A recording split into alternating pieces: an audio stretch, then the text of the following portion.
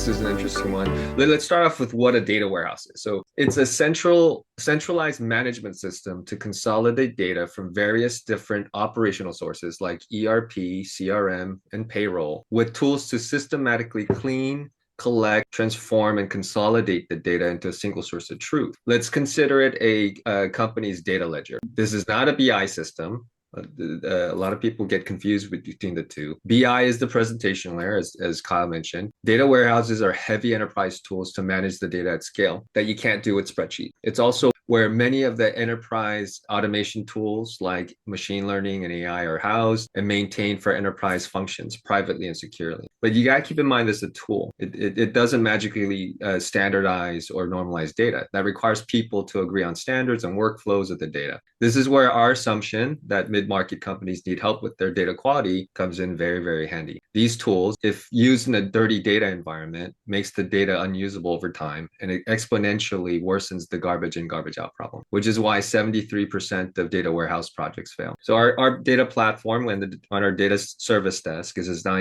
designed to do this properly.